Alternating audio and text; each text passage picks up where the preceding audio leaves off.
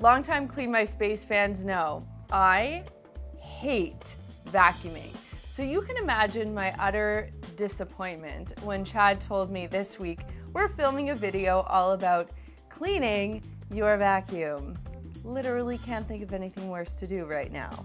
But the truth is we are all sitting here holding in our sneezes and we are all like full of allergies because my vacuums are in such poor condition. So clearly it's time. It's an important job, I will admit that. So this week, guys, I am going to show you how to clean your vacuum. Before we get into the sucky work of vacuum cleaning, just a quick reminder, if you haven't done so already, to subscribe to the Clean My Space channel. There are several reasons why you want to keep your vacuum clean. First of all, a full dirty vacuum is not going to suction well. Next, if you have dirty brushes that are clogged and full, they're not going to be able to do their job. If you notice there's a horrible smell coming from your vacuum, that means that it's dirty. I mean, if you've ever smelled a dirty vacuum, there's no way you want to keep that going for a long period of time. All of these result in a complete waste of your time. So why bother vacuuming with a dirty vacuum? Before we get started cleaning our vacuum cleaners, calm yourselves. There are a few things you need to remember. First of all, do it in a well-ventilated area, either in a big open room or outdoors. Remember, you're gonna have a lot of allergens flying around. Next, you wanna make sure your vacuum is unplugged. I know, standard stuff, but I gotta say it. And finally, you wanna make sure that you're consulting your manual. If you don't have one, you can find it online. They're all there. Reason is I'm using Dyson's. By the way, this is not a sponsored video by Dyson, but my vacuums happen to be Dyson's.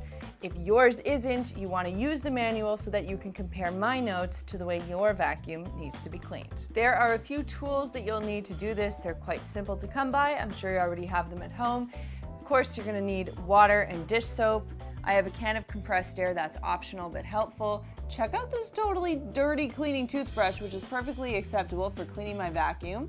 Then I've got a microfiber cloth, a pair of scissors, a garbage bag, and some gloves to protect my hands. The first part of the vacuum that we'll clean is the vacuum filter, and there are a couple on this particular model, but whatever model you have, just check the manual, you'll know where to find it. The filter is a really important thing to keep clean and maintain because, of course, it's your major line of defense against all of those nasty dust and allergy particles.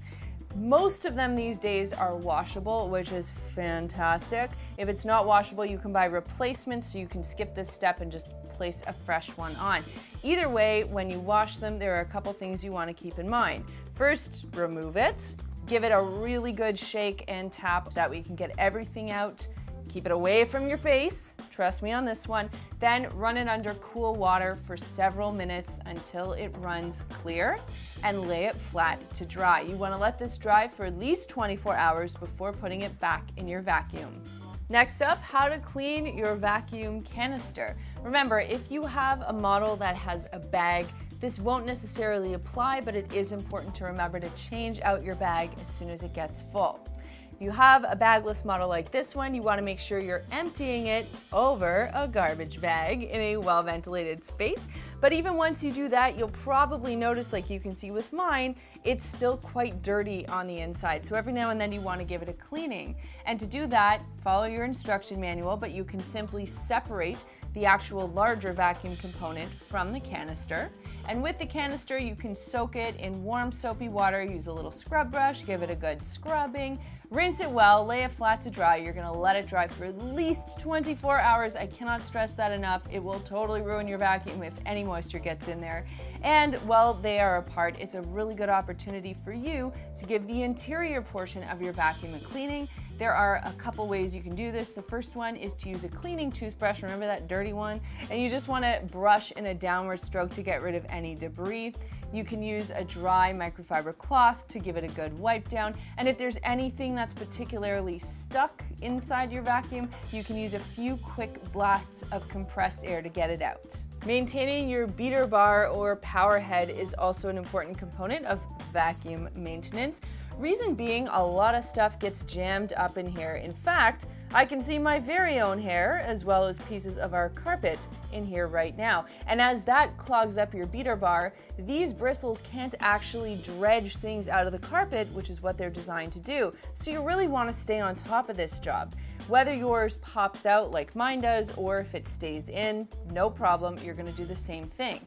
Get a pair of scissors and just start trimming along the plastic edge. You don't want to trim the actual bristles to loosen up any of those hairs or other fibers that are stuck in here. Pull them out and then get yourself a cleaning toothbrush, and you're literally going to brush the hairs inside your vacuum. Like, you'll brush all of these little beater bar hairs. And then that way they're nice, clean and clear and ready for you to vacuum with them again. Vacuum attachments also need to be cleaned because you never know where they've been. So to clean these is quite easy. All you want to do is fill a bucket or sink with hot water, add about a teaspoon of dish soap, drop them in. Anything with hair stuck in it like this, you can use your cleaning toothbrush just to loosen everything up and get rid of it. Once your pieces are nice and clean, you just want to lay them flat to dry. Leave them for at least 24 hours because, as I've said before, and I will say again, don't put anything wet back on your vacuum. In terms of frequency of cleaning your vacuums, I don't know how frequently you vacuum, but in general, you want to make sure you're cleaning your filter every 1 to 3 months. If you barely vacuum, you can probably stretch it a little further, but don't come running to me if you start sneezing uncontrollably. For cleaning the rest of your vacuum, you can probably do this once every 6 months or so, but remember, you can always consult your vacuum's Latin lover, Manuel, for more information. However, I think once every 6 months is probably quite reasonable. And remember, when you're done cleaning your vacuum, go get yourself an ice cream. You deserve it. I'm with you on this one. Cleaning your vacuum seems like a pretty unexciting, boring, uninteresting job. But the truth is, it'll pay off. You'll have a much better result when it comes to vacuuming, and you won't have to vacuum for as long, which is definitely a win in my books. Which brings me to this week's comment question. What kind of vacuum do you have? Do you like that vacuum or do you dislike that vacuum? People read our comments all the time, guys, especially people who are looking to buy vacuums. So if you have an opinion about vacuums, let us know, and that will help other people make good purchase decisions and avoid making bad ones. And if you're curious about the vacuums that I use, I will put links to that in the description box as well. If you want to see what I'm up to during the rest of the week, aside from vacuuming, let's not kid ourselves. I never vacuum. You can find me on Instagram and Snapchat. I am at Melissa Maker, the guy who vacuums but always seems to forget to empty the canister. He is at the Chad Reynolds, and we are at Clean My Space. There's a button down there that lets me know you care, so click it if you liked this video, and click this button right here to subscribe and begin your journey to a cleaner life. Thanks so much for watching, and we'll see you next time.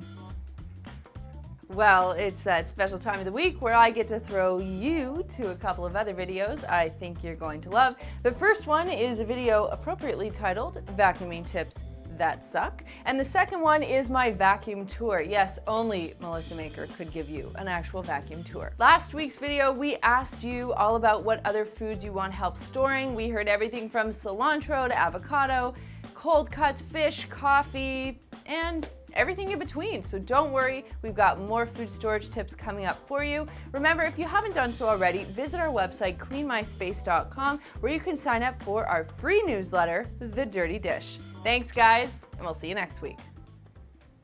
Longtime Clean My Space fans know I hate vacuuming. So you can imagine my utter disappointment when Chad told me this week we're filming a video all about cleaning your vacuum. Literally can't think of anything worse to do right now. But the truth is, we are all sitting here holding in our sneezes, and we are all like full of allergies because my vacuums are in such poor condition. So clearly it's time. It's an important job, I will admit that. So this week, guys, I am going to show you how to clean your vacuum. Before we get into the sucky work of vacuum cleaning, just a quick reminder, if you haven't done so already, to subscribe to the Clean My Space channel. There are several reasons why you want to keep your vacuum clean. First of all, a full dirty vacuum is not going to suction well. Next, if you have dirty brushes,